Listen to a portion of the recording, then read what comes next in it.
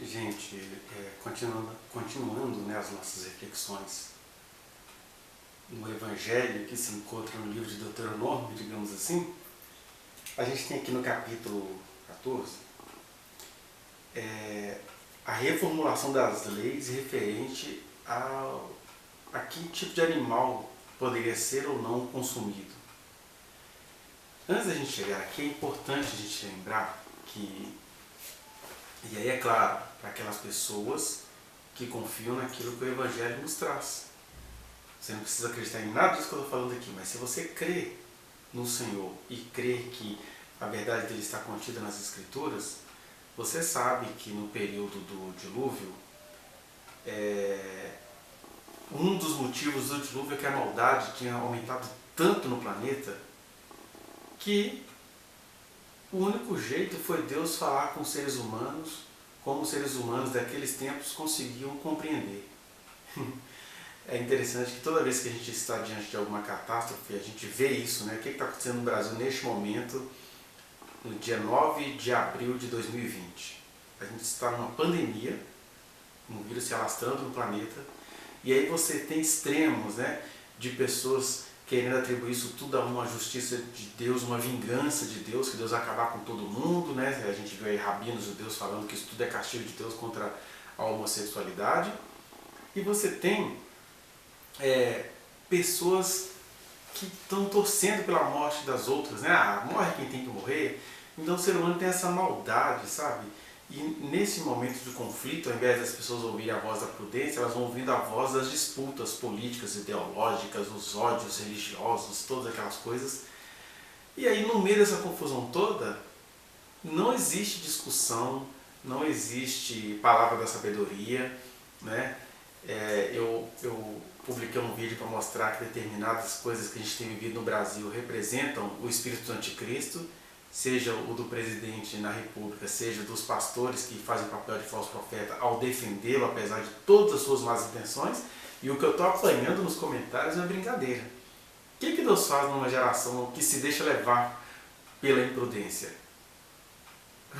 A fim de salvar a alma de muitos, ele faz o que ele fez no dilúvio, né? Ele começou uma nova geração com Noé, seus filhos e as esposas. Mas toda uma geração teve que ser, digamos assim, engolida pelas águas porque não tinha diálogo, não tinha o que fazer.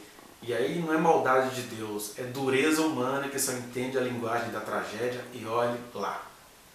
Seja como for, ou seja como tenha sido, o fato é que uma das coisas que aconteceu no período pré-diluviano foi essa obsessão nossa, depois da queda do Éden, em querer comer outros seres, né? Porque tem aquela questão da cadeia alimentar, onde os animais se alimentam de outros, mas isso é bem diferente do que os seres humanos passaram a fazer com a maldição que neles habita e que eles têm sido. Que uma coisa, por exemplo, é você ver um leão pegando um gnu porque ele está com fome. Outra coisa é você ver o que acontece na nossa geração, que a gente mata bilhões de animais por dia, a maioria por esporte.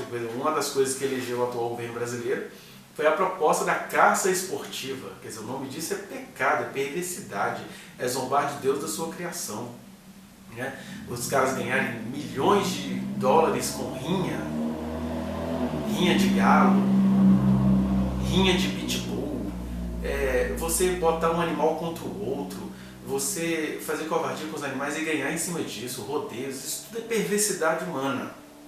E aí quando os seres humanos começam a achar isso normal, a gente agora está caminhando para aquela coisa, né, que Deus falou que a terra não seria mais destruída com dilúvio, mas aí será destruída com fogo. E não é que Deus vai atacar fogo na terra, não, é que os homens estão sendo o fogo da terra, eles são o cupim da terra, o fogo da terra, né? Então, esse foi um dos motivos que Deus precisou fazer a limpa no planeta. Quando você começa a praticar essas maldades, essas atrocidades, e nem acha que as está praticando. E aí, em Gênesis 9, Deus fala para o Noé, olha, do mesmo jeito que eu tinha dado a erva do campo para os animais comerem, para vocês agora tudo está dado. Isso não quer dizer que foi a partir dali que os seres humanos passaram a comer carne. Quer dizer que eles vieram do dilúvio, viciados com essa queda que nós tivemos de matar por esporte, sacanear por esporte, torturar animais para lucrar e não para se alimentar, porque aí a matança seria bem menor, se fosse o caso, né? Então a questão não é nem a matança, porque um dia todos nós vamos morrer. A questão é a maneira cruenta com a qual a gente produz esses animais para o consumo humano. E aí Deus olhou para aquilo, tem até um trecho que diz, né, lá em Gênesis 9, que Deus olhou e falou assim: a geração do homem é má desde a sua meninice. Então deixa eu dar essa licença para vocês. Querem comer carne? Comam carne.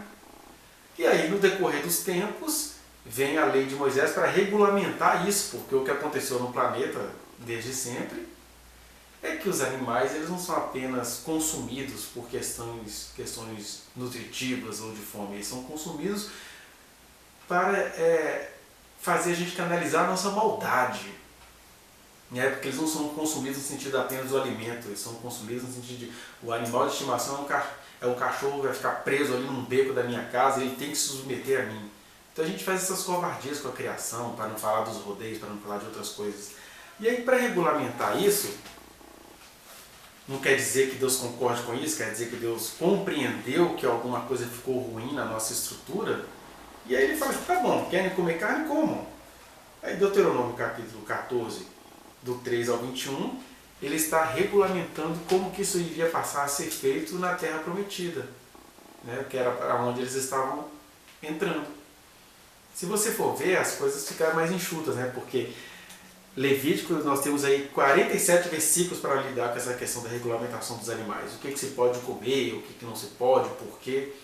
E aí tem aquele termo, né, os animais puros e os animais impuros.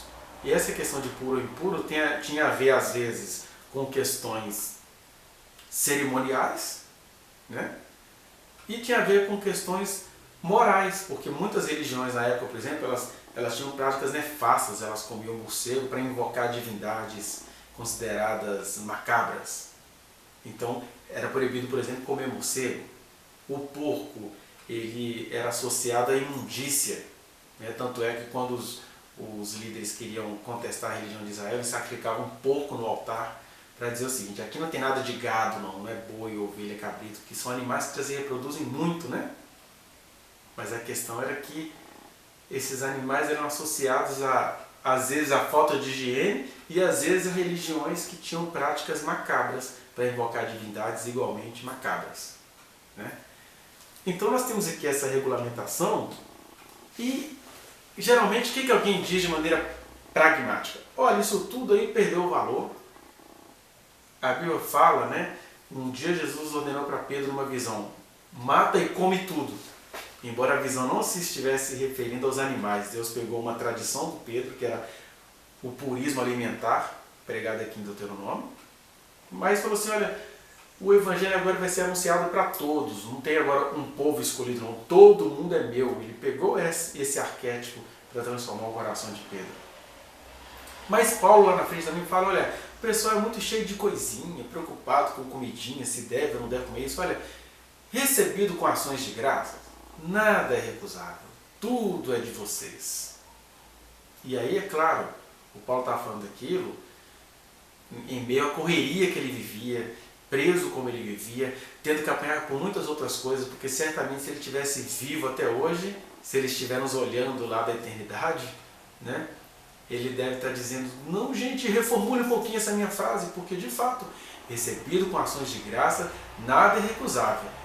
Mas o que o Deuteronômio traz para nós hoje é que a gente precisa repensar os nossos hábitos alimentares. E pode ficar tranquilo, eu não estou convidando ninguém aqui para ser nem vegetariano e nem vegano. Mas uma coisa, quem sabe receber tudo com ações de graça também tem consciência para tornar as coisas graciosas. Então é importante receber todo o alimento com ações de graça. Por exemplo, se eu estou na casa de alguém, não sei como é que aquela comida foi feita, se até colocaram um veneno, eu tenho certeza que Deus já me fez escapar de muitas comidas venenosas, porque eu recebi com ações de graça. Por outro lado, nós vivemos numa cultura que é tóxica, que é venenosa. E aí, não é que eu estou com purismos, mas é que eu estou com consciência social. Que quem tem o Espírito Santo, quem é cheio do Espírito Santo, adquire consciência social e fala assim, ô, eu te agradeço por esse alimento, mas eu também quero ser voz ativa, voz profética nessa produção, nesse mercado. E aí, a gente deveria fazer determinados jejuns parciais, né? Cortar determinadas coisas da nossa dieta. Não precisa ser uma coisa radical, não. Mas, por exemplo, por que você comer um bife desse tamanho? Você poderia, por exemplo, comer um bife do tamanho da sua mão, já que bife na nossa cultura capitalista é produto de extremas covardias praticado contra os animais. Aí você fala assim, ah, mas não sou eu que pratico, mas você compra freneticamente isso. Então, quando o texto de Deuteronômio traz aqui essas regulamentações, primeiro é isso, é para tirar de nós esse vampirismo. Segundo, para ensinar a gente que eu não preciso ser purista, como algumas religiões, né? Adventistas do sétimo dia se orgulham porque não come carne de porco e talvez outras carnes que estejam aqui mencionadas como impuras. Eu não preciso ser esse purista, mas eu também não posso ser esse impuro de usar a ação de graça como desculpa para comer toda a perversidade produzida pelo mercado. Então, é este o princípio da verdadeira santificação que o Deuteronômio nos traz. Não é para recriminar os animais, não é para adorar os animais, mas também você precisa pensar, quem sou eu nessa cadeia da natureza? Eu tenho apenas dado graças ou eu tenho agido com ações de graça, lutando contra a crueldade e as torturas constantes feitas contra os animais, que foi um dos motivos de Deus ter exterminado a terra no dilúvio. E vai ser certamente um dos motivos que ele vai exterminar a terra com fogo. A gente fala ele, mas ele vai contemplar o incêndio que a gente está fazendo com as nossas práticas macabras, em nome da ação de graça. Pensem nisso e fiquemos com essa reflexão.